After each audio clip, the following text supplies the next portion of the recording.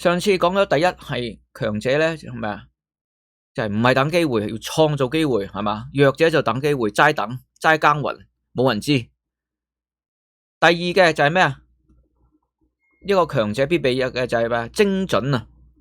幫自己賣廣告，幫自己做 marketing， 做營銷呢個能力，社會每一個人都係爭取要咩？要都喺度爭取緊注意力。你唔主動講係冇人知，係嘛？擅長自己營銷嘅自我營銷嘅強者有3個重點要掌握。第一個，識講先啦，大佬，清晰表達，精準嘅表達自己，係咪？令人一聽一睇就明白。沉默從來咧唔係一種美德噶，過度低調唔講嘢嗰啲咧，就只能夠不斷錯過機會，人哋都唔明你，人哋都唔知想你點，係咪？係嘛？知道你想點嘅只有全世界只有你一個，咁啊死啦，係嘛？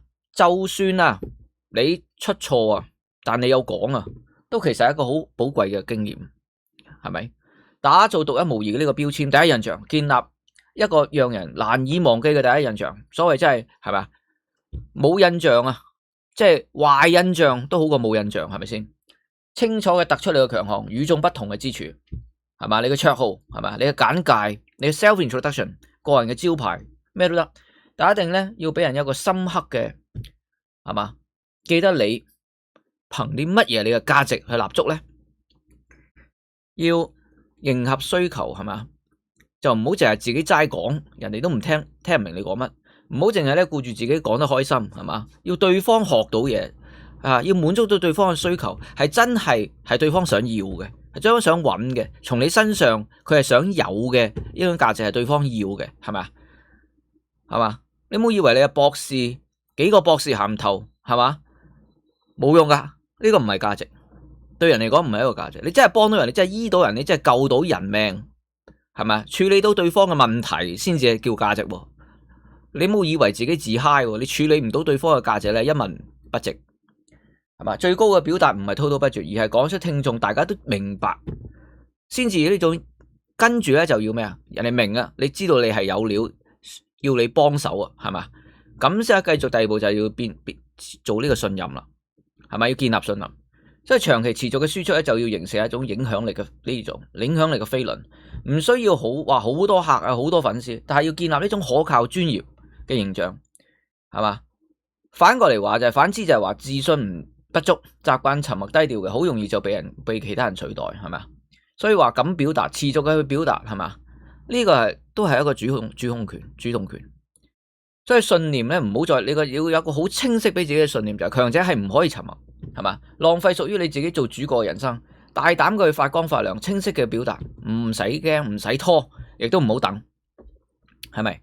好啦，第3個就係強者嘅必備嘅一種能量吓。第3個係咩咧？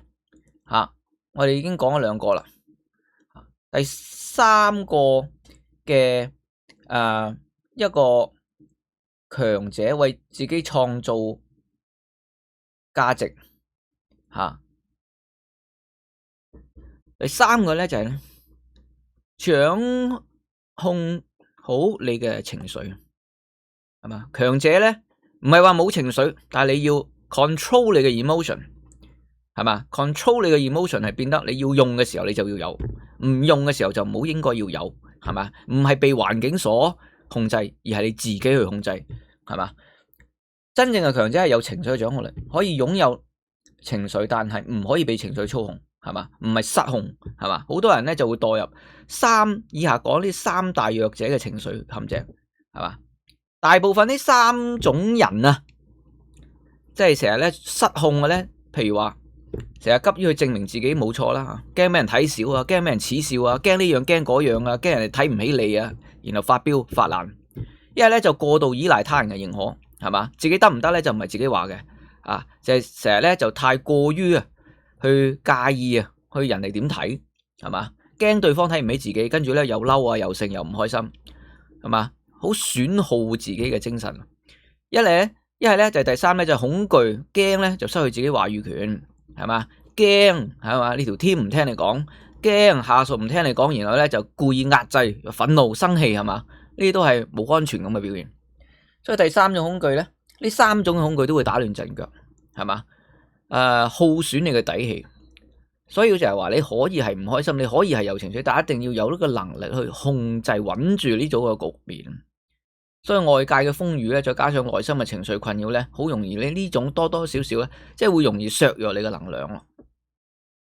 係啦，咁我哋下一集再講下情緒嚟嘅時候咧，強者有三樣嘢咧，要記住噶。